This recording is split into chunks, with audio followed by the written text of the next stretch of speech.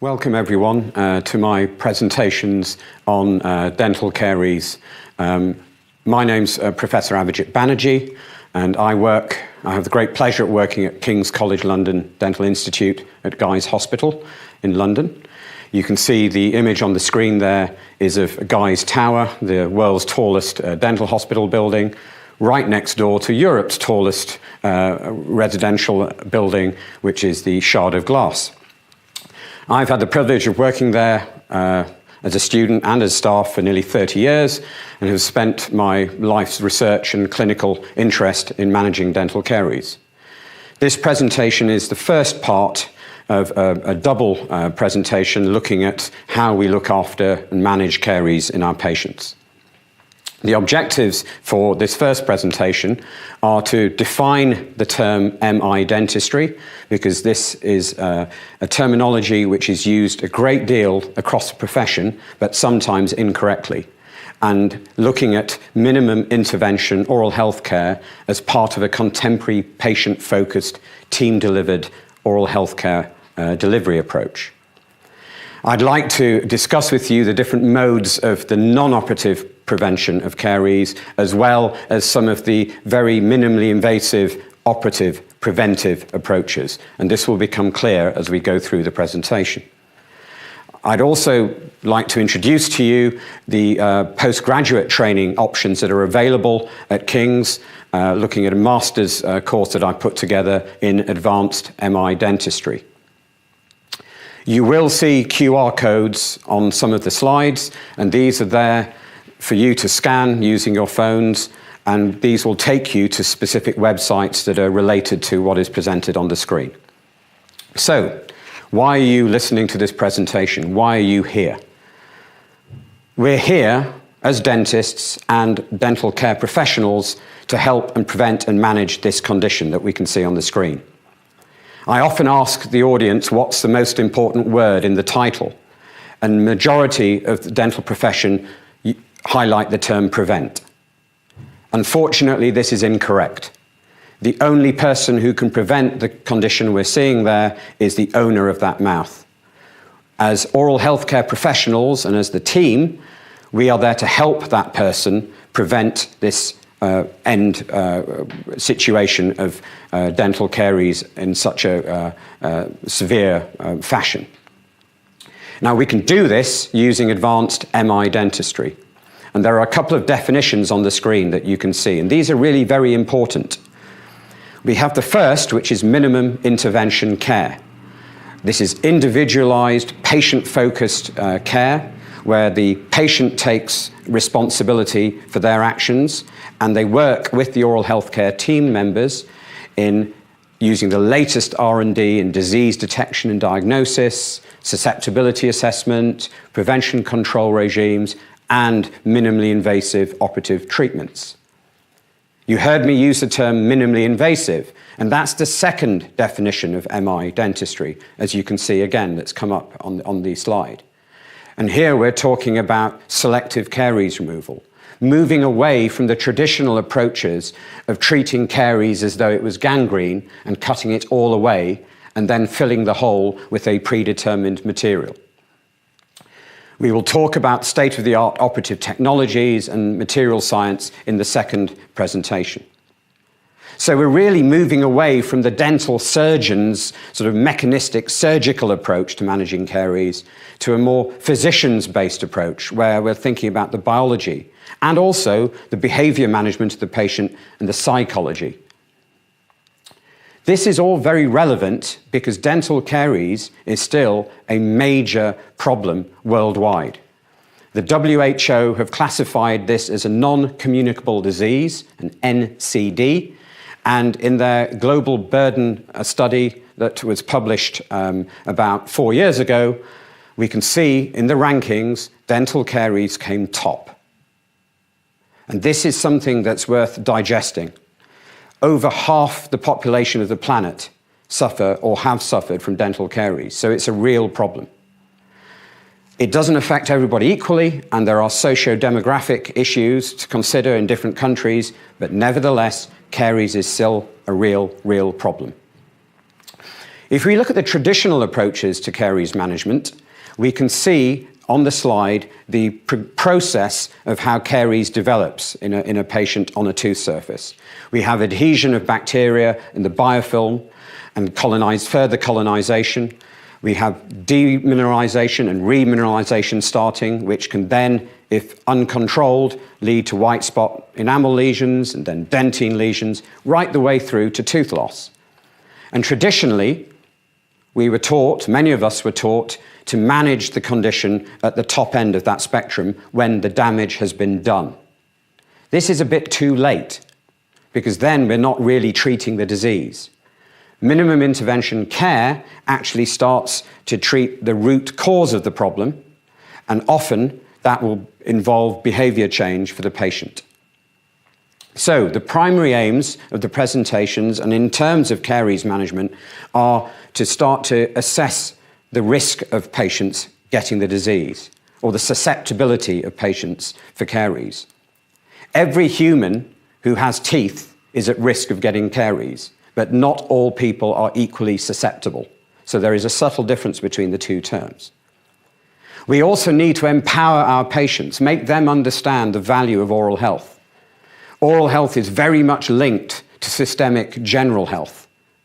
And patients and the profession need to understand this and appreciate it. And that is happening more and more with government intervention around the world, but more and more work needs to be done on this. And therefore, the oral healthcare team must work together closely with the patient. And we have to do this sensibly, pragmatically. It's all well and good people like myself standing in front of you preaching on how to manage patients. But it's you guys at the coalface that are doing the day-to-day job with different human beings sitting in front of you with different problems.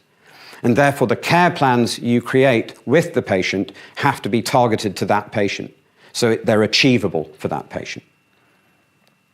So if you look at a framework for a minimum intervention care plan, there are 4 key aspects that are all interlinked. The first is identifying the problem the patient has. So different members of the team, and you can see on the screen there the acronym DCP, that's dental care professional. So that could be a therapist, a hygienist, an oral health educated nurse, and so on. All members of the team gather information to find out what's wrong with the patient, to risk assess, and then to develop the care plan. A big part of that care plan will be prevention and control, and we'll talk more about that in detail in a moment. But again, the whole team, even including reception staff, everybody have to sing from the same hymn sheet. They have to say the same message. Many patients will approach you and your clinics where they have disease already present and cavities that are already present. And of course, we still have to operatively intervene. This is where minimally invasive dentistry comes in. And again, different members of the team can execute these actions, primarily the general dental practitioner. And arguably, the most important feature of the care plan is the last circle that's come up, which is the recall phase. I write a lot and write many textbooks, and therefore words to me are very, very important. And certainly in the UK, often the recall appointment is called a checkup. And that is a terrible term, because that implies to a patient that actually the appointment is not important. Therefore, the patient doesn't value it. And often they do not attend these appointments. This is a recall consultation, and as you will see a little bit later, is actually the whole glue that ties all these cogs together, where we review the treatment that we've provided, we review the behavior change of the patient, and using the patient, with the patient, we can develop long-term maintenance strategies.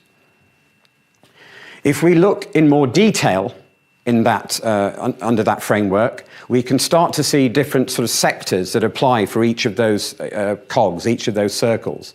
So in the identify section, you can see on the screen, we need to take histories, do an examination, use indices to measure and assess lesion presence, look at etiological factors, and all of those together will allow us to establish the caries susceptibility for that patient.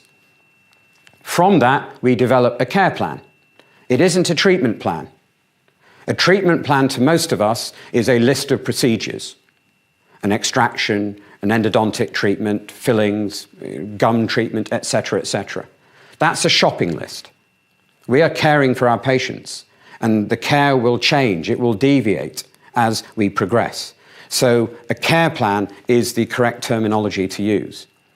And you can see that care plan in terms of caries management can be affected by the presence or absence of lesions, whether the lesions are active or not, etc., etc. You will note I've also highlighted caries susceptibility as being only high and low. And again, I will come back and explain why a little bit later on. But from this, we can start to develop a plan of action for patients who fit into some of these categories.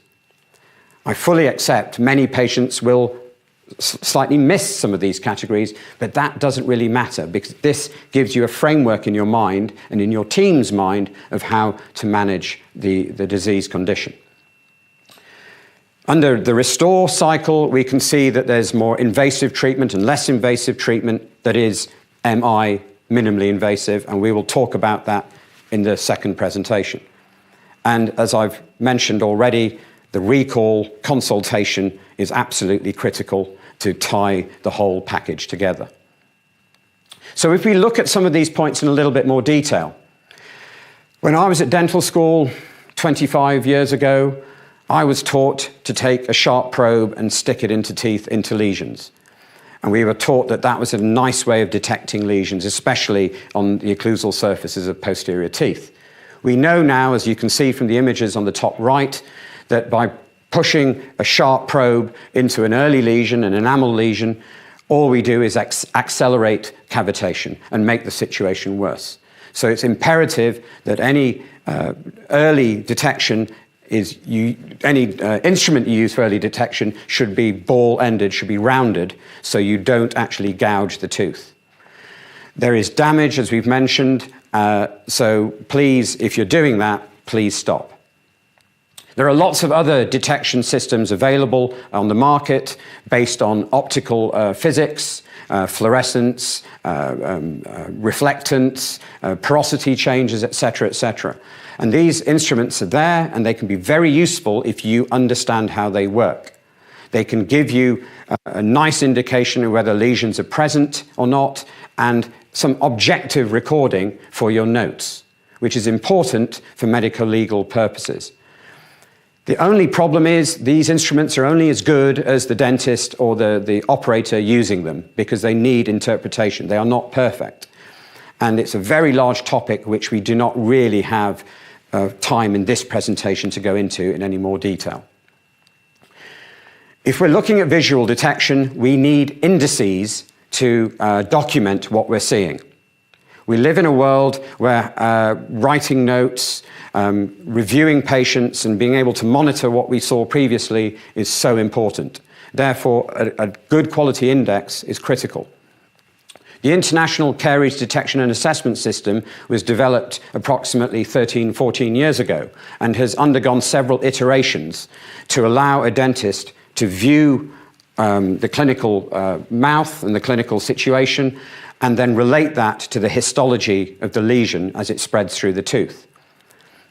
Many dentists found this a rather complex index to use on a day-to-day basis, but in terms of research and epidemiology, this index is being used more globally every single day. You can split the ICDAS scoring, as you can see on the screen, into sound, moderate caries, and then cavitated lesions. And about 10 years ago, when I had the privilege of taking over co-authoring the textbook you can see on the screen, I spoke to Professor Nigel Pitts and modified the score again into a 5-scale system, as you can see. And I'd like just to take a couple of minutes to walk you through this, because using this scoring system allows you to really look carefully and annotate your notes accurately. So as you can see, it's a 5-scale system, the modified ICDAS scoring, from 0 to 4. The 0 scale basically is a healthy tooth. So when you look at it, it looks healthy when it's wet, when it's dry, There's basically very little change on the enamel surface, and everything is straightforward and sound.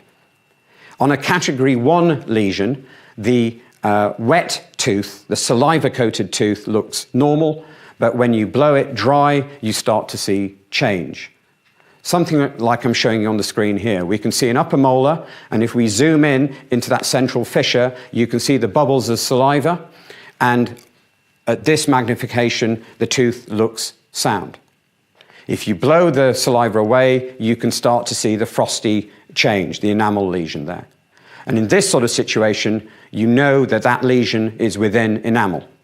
It hasn't penetrated the enamel-dentine junction. And this can then help you decide exactly how you are going to manage this case in this individual, depending on their caries risk and other factors that you've ascertained. Category 2 is an interesting one, because now the wet tooth shows the change, but there is no actual clinical cavitation in the tooth. So this is still a non-cavitated lesion. But as you can see on the screen here, we still will have lesions that may have penetrated into dentine, into the outer third of dentine. When I was at dental school, if a lesion had penetrated into dentine, we were taught to pick up a drill and cut a hole. That is not necessary at the moment with our current understanding of the caries histopathology. And we will talk about that, as I said, in the second part of the two-part series. So you would now have to make a decision as to whether you want to intervene or not, and that's a clinical decision that we will discuss.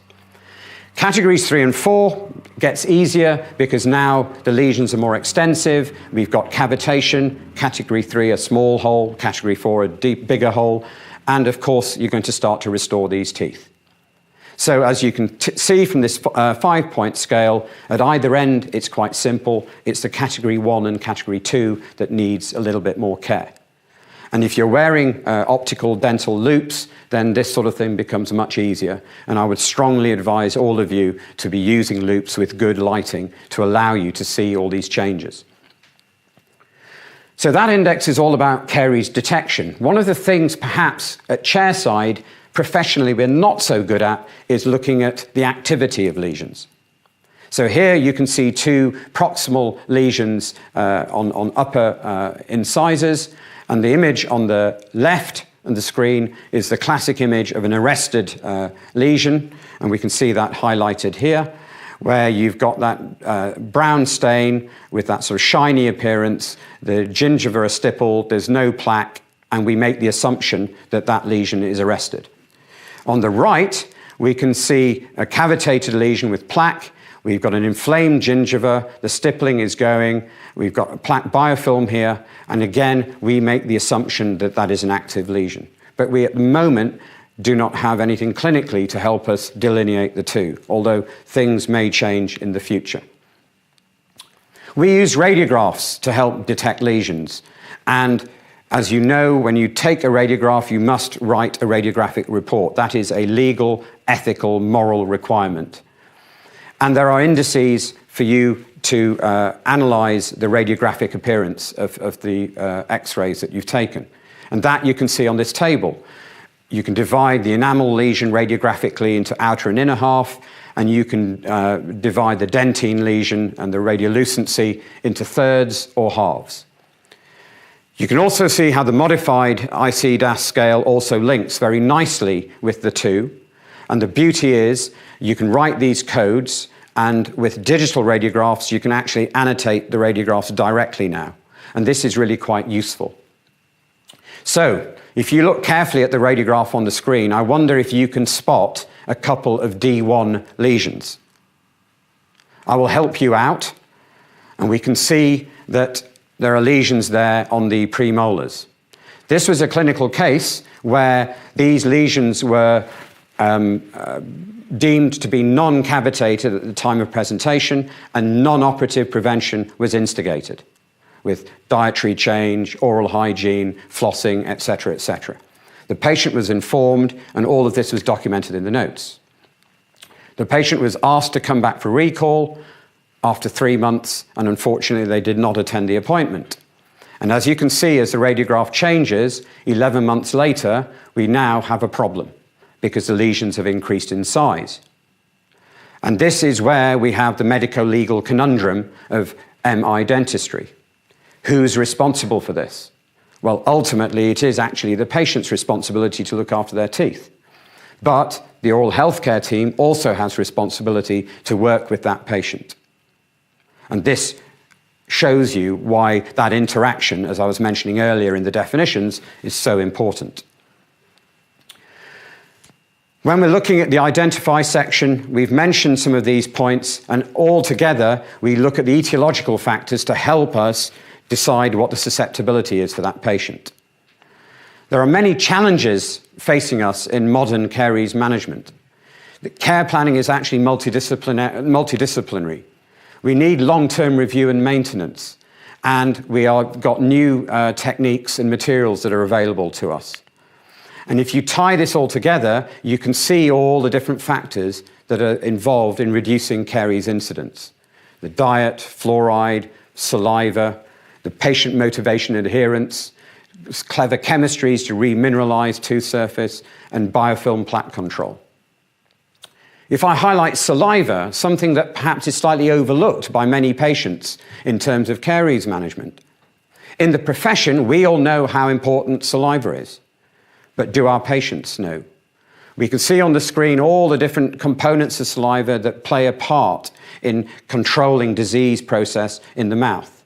Without it, as we know, patients with xerostomia, dry mouth, are often at much higher risk of getting carious lesions.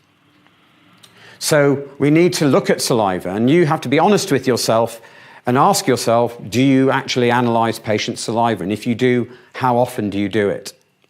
There are little tests you can do.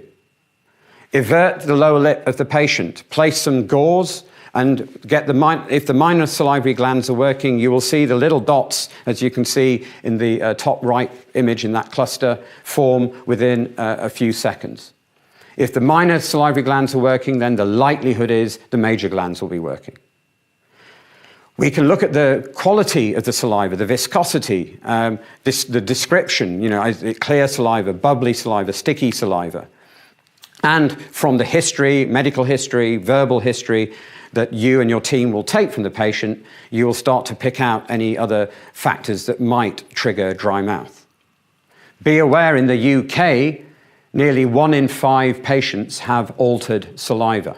Not necessarily full dry mouth, but they have altered saliva. That's 20% of the population. So the changes in saliva are really critical in the etiology of caries. This is a QR code that will take you to the site where you can download this index. So this is a clinical index measuring oral dryness. And Professor Stephen Chalicum, who worked at Guy's and at King's, who's now retired, has put his name to this. And this is a very elegant, simple index that can be used that looks at 10 clinical signs and symptoms. And if a patient has any 3 out of those 10, they're mild. If they have any 6, they're moderate. And any more, you should be considering referral to have the saliva analyzed in case there's a more systemic reason for their dry mouth. So please do print this off, put it in your surgery. You don't have to learn it, but you can use it. And again, you can write down your finding in your notes. So medico-legally, it shows you have actually examined the saliva. There are other chairside tests that can be used to look at the saliva. You can look at pH and buffering capacities. We know the critical pH for mature teeth is around 5.5, and for younger teeth around 6. I am not saying that these tests on their own will tell you whether the patient's more at risk or less at risk. But from a behavioral change point of view, when a person can see that there are alterations, that has much more impact than just being told. So a lot of these tests, even though on their own may not be of massive benefit, collectively can help change the patient's perception of their own problem.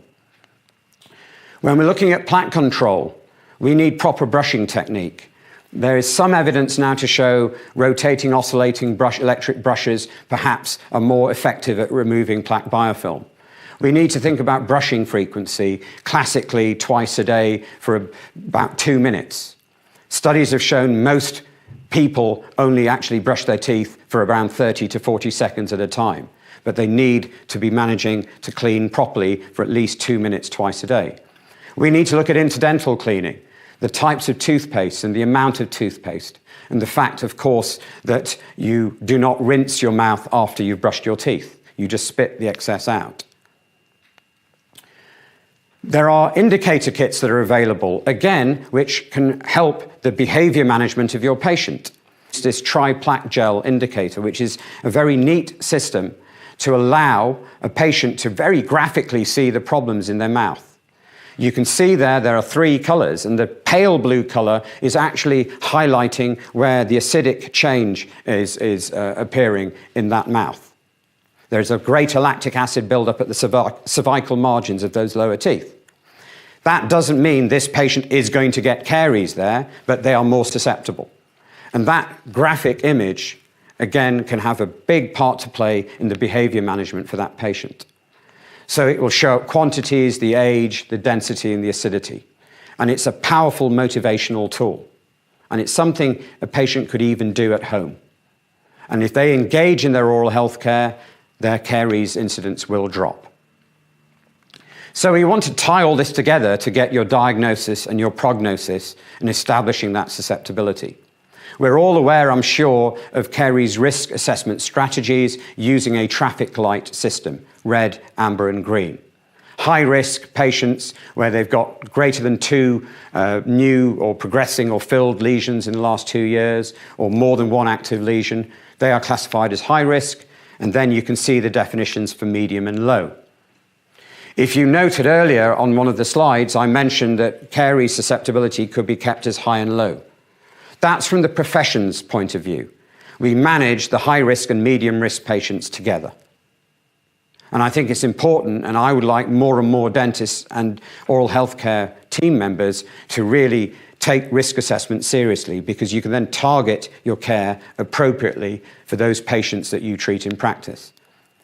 If we look at the control of caries, again, the control of high and medium-risk patients is similar.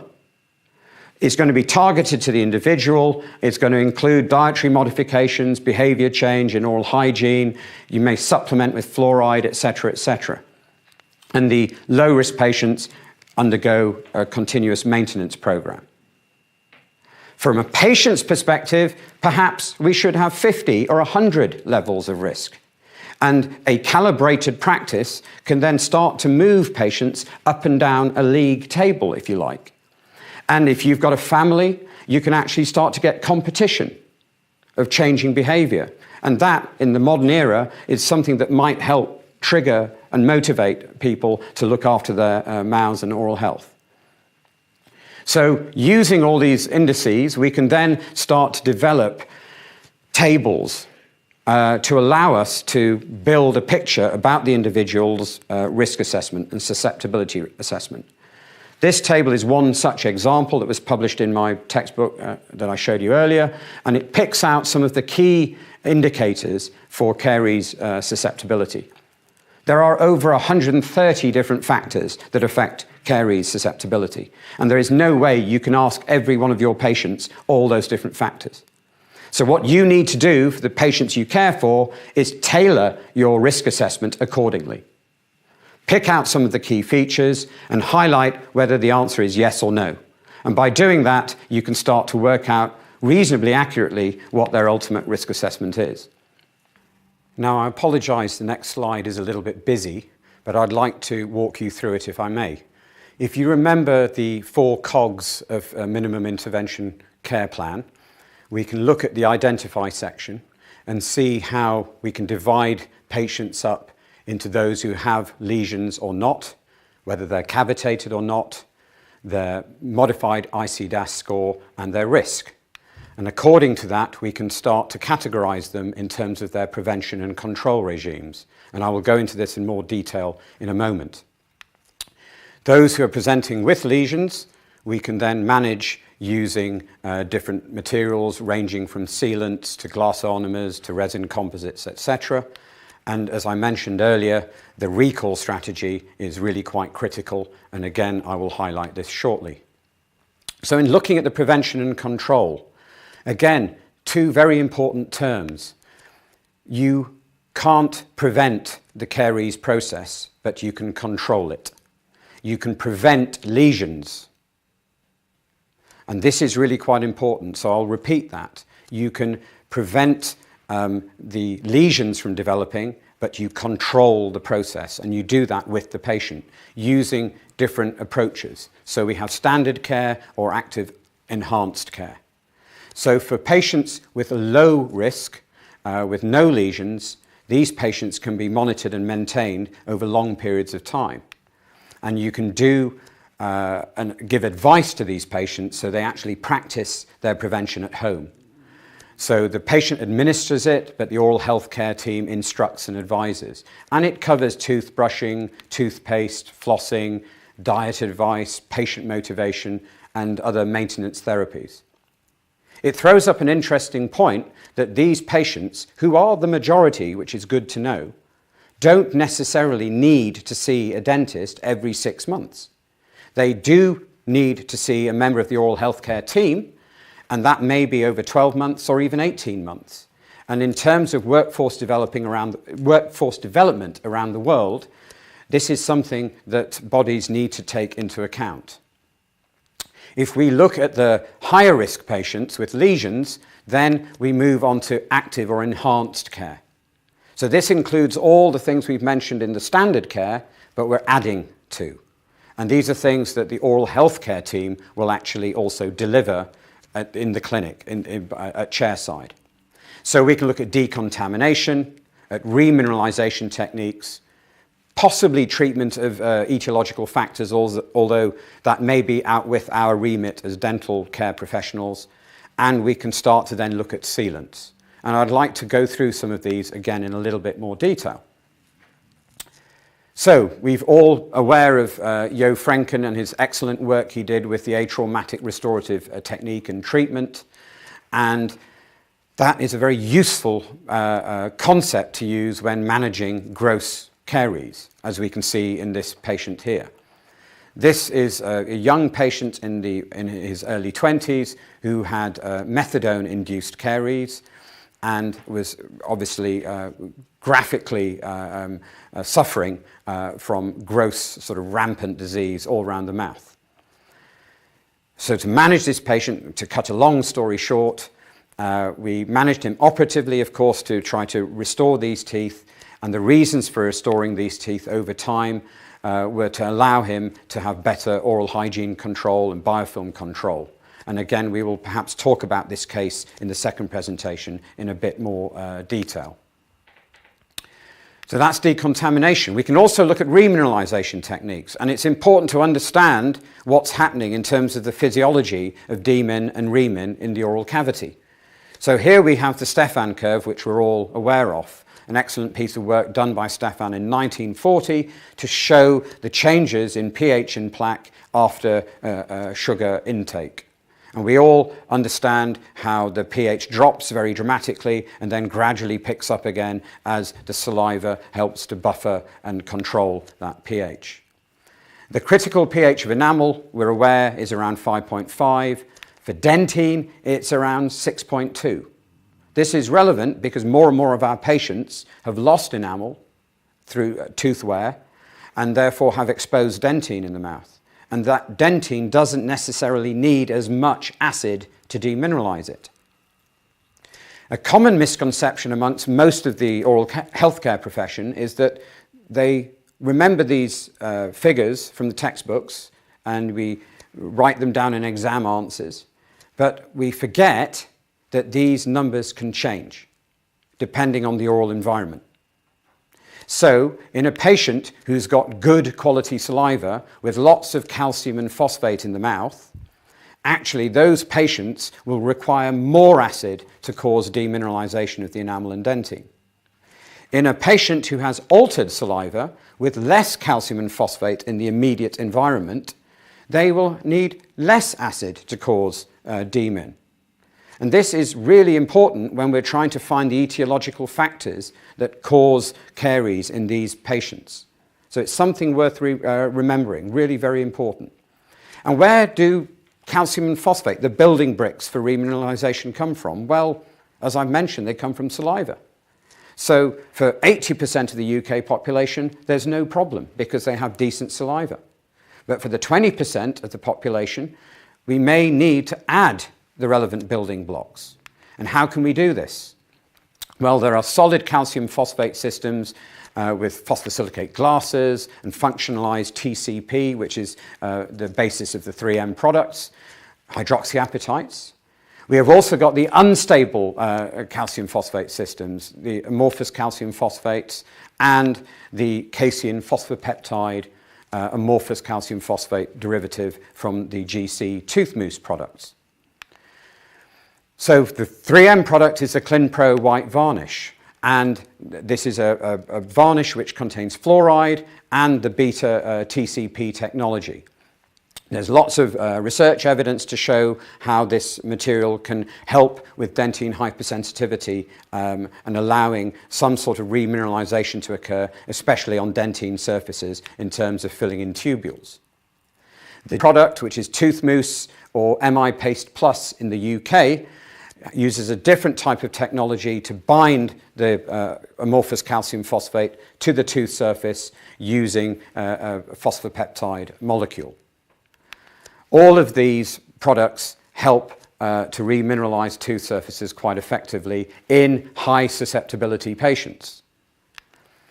In terms of sealants and surface protection, if one looks at all the literature, it is clear that resin-based sealants in patients where the dentist or the operator can get good moisture control using rubber dam, the resin-based sealants are the best sealants to use. They show the best results in terms of preventing caries in those teeth with the sealants. But it is all dependent upon the clinical operator and their skill of placing a sealant, and also the patient in terms of their skill of actually brushing their teeth. I hear too many times dentists complaining about the fact that fissure sealants don't work and that they leak, and then they get caries under those sealants. But evidence has shown that usually it is the actual operator technique that is at fault rather than the material itself. There are also glass ionomer-based fissure sealants that can be used for patients where moisture control is more complex. For example, young children with erupting molars. The 3M product is another Clinpro Sealant, and again, this is a resin-based system with some fluoride release capability. And we can see that being used here, and as I walk you through very quickly some of the steps. It's important, actually, that the occlusion is assessed even before placing rubber dam, because any excess material that overlies any occlusal contact will fracture on occlusion and potentially cause leakage problems under the sealant. Once that's done, the isolation is put on, and then the enamel surface and the fissure pattern should be thoroughly cleaned and debrided using cups and brushes and polishing pastes. The surface then should be etched carefully and rinsed and dried off. The sealant placed very carefully and flowed into the relevant areas with not too much excess, and then light cured. After which, the occlusion, the rubber dam is removed and the occlusion is checked to make sure that fissure sealant isn't actually impinging on any occlusal contact. If we look at smooth surfaces, we have an interesting problem to deal with, and this is a nice clinical case that's been portrayed by Lewis Mackenzie, a colleague of mine in the UK. A patient he was treating for many, many years, reviewing these lesions in the lower right quadrant, so the lower right canine and first premolar. We can see the lesions after 11 years, and we start to see that there may be a problem brewing. If I zoom in on these, we have two lesions. This one, I think we'd all accept with its clinical appearance, is arrested, and the tooth next door, we've got this matte appearance, which indicates possible activity. One has to then work out why has that lesion become active. And the likelihood is because of this little lip of enamel that's around the edge that is actually trapping biofilm. and the biofilm has stagnated and has reactivated the lesion. So the management, sensibly, will be just to modify that lesion, remove that little lip of enamel by using a composite finishing burr just to polish it off.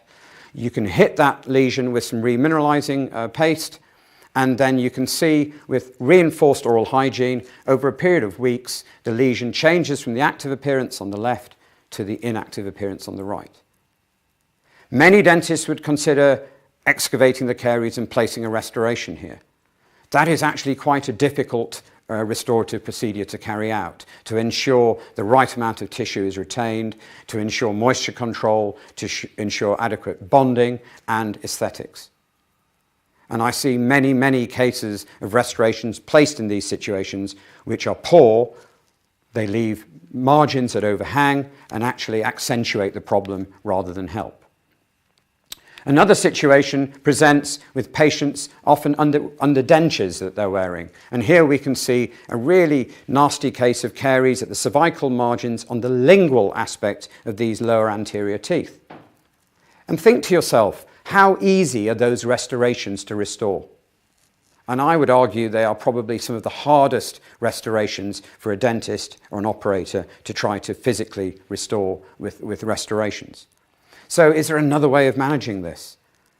Again, it all goes back to getting the patient to understand what the problem is and getting to the cause. And the cause is oral hygiene. So train the patient with optimal oral hygiene, and in this case, proximal oral hygiene. Again, saucerize the lesions, make them more cleansable, remove the overhangs, the plaque traps, the biofilm traps. But we're not excavating caries. We're not drilling the teeth in terms of the classic sense. And by doing that, you can convert that patient back to an arrested situation, which is completely controllable and manageable. So in summary, non-cavitated lesions really must be tackled non-operatively first. The instrument of use should be a toothbrush that the patient uses, and all the other things I've mentioned on the screen there. If the lesion is non-cavitated, please do not pick up a drill. This is a very, very critical point. If we look at the recall consultations, we need, as I mentioned earlier, to think about the purpose of them. They are not checkups. They are much more important than that, and that needs to be emphasized to the patients. We need to review the status of the treatments that we have provided in the last episode of care.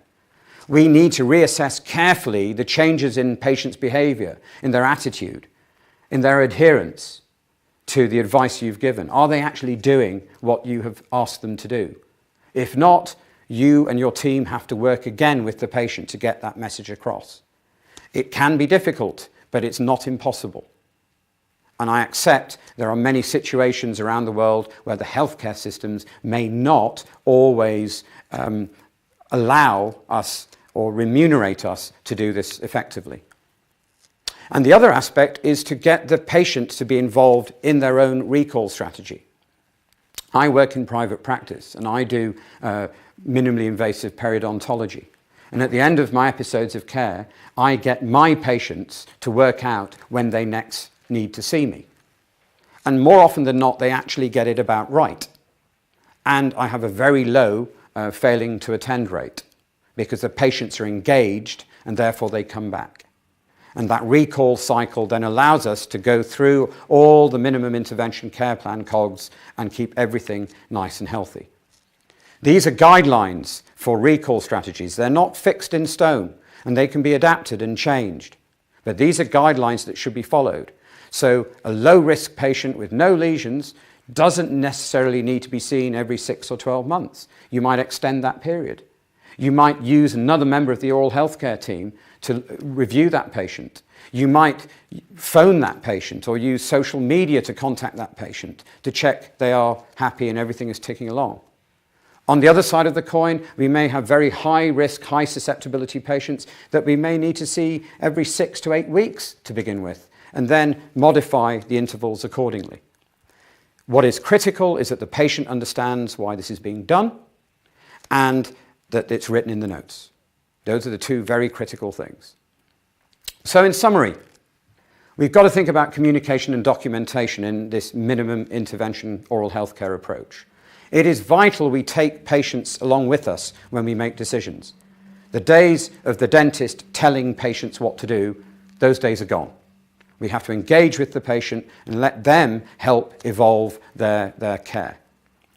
When we take any special investigations, we must write reports. Again, the days of taking radiographs and then putting them in the notes are gone. We have to write reports, and with digital radiographs we can actually annotate the radiographs directly, and that can be very beneficial to allow us to review situations. It is absolutely vital that we justify every decision we make, whether it's non-operative or operative, whether you're going to do something or you're not going to do something. And you have to justify them to actually 3 people, that's all. You need to justify your decisions to the person you're talking to in the dental chair. You have to justify the decisions to the person you see in the mirror every day. And if you justify it to those 2 people, you don't have to worry about the 3rd person who might be a judge one day. So do justify. Write good quality contemporaneous notes. Many of us are using electronic patient record systems.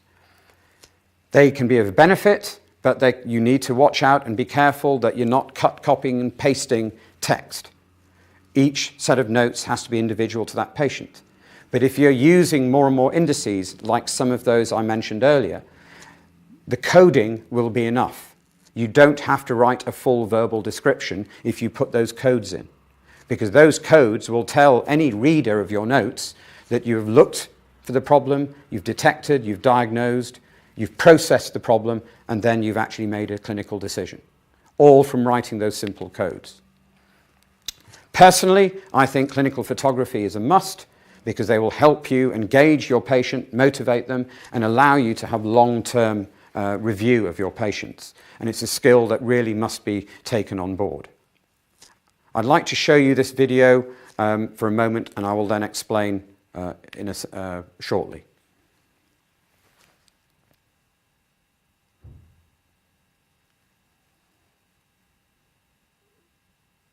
Minimum intervention oral health care is a contemporary approach to managing oral disease, and in this case specifically dental caries, and maintaining oral health in our patients. We're using the full oral healthcare team to deliver this approach, and it is very much patient-focused, working on the relationship with the patient to get them to understand their disease condition and how to manage it and prevent it.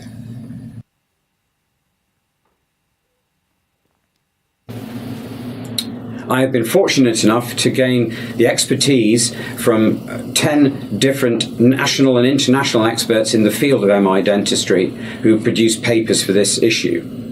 These are all useful for every member of the dental team and will cover topics ranging from risk assessment and patient behavior management through to remineralisation technologies for early lesions, selective caries removal protocols and minimally invasive techniques to do this, managing the child and older patient in an MI way, and also developing your business practice and also the medical legal aspects.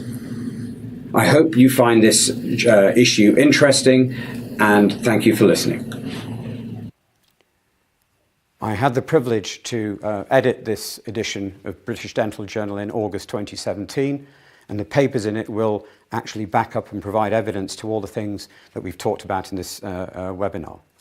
The QR code is there that can take you straight to the relevant web page. As I mentioned at the beginning, one of the final objectives of this presentation was to highlight some of the postgraduate dental education that's available in minimum intervention dentistry. And I developed a distance learning master's program at King's College London about 5 or 6 years ago, which is the only one of its kind globally. This is open to all practicing dentists and therapists around the world. And what it will do is highlight how MI oral health care is a real paradigm shift in the way we're offering care to our patients, moving away from the traditional operative mechanistic approaches towards the care-driven biological process with the patient.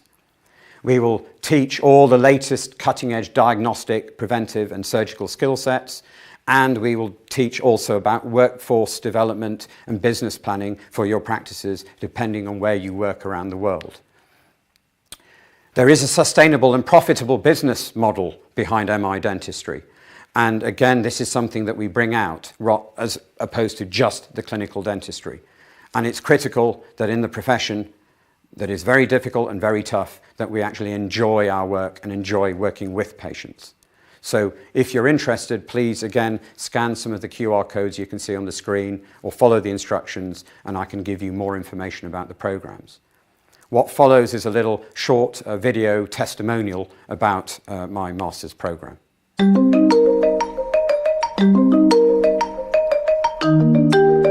Minimal intervention dentistry is about treating the whole person, interacting with the individual and building a real relationship so that they maintain oral and dental health throughout their lifetime. That's the reason why I chose AMID at King's.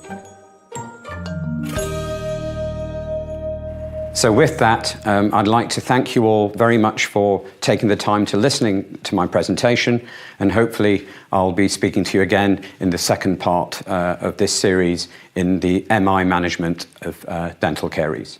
Thank you.